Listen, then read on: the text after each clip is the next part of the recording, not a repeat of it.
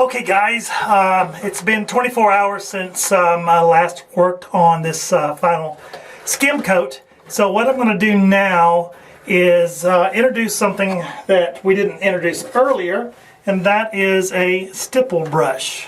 Okay, it's about the size of a man's hand. Okay, and it's just a brush. It could be any color.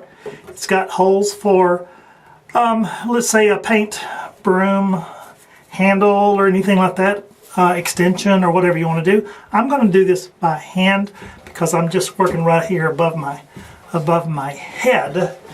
So what you do on this is you take some mud and you dilute it with water and kind of get it almost like, I would say, pancake batter.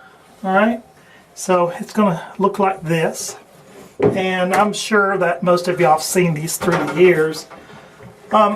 So I'm going to show you how to do this here. Let me adjust the camera.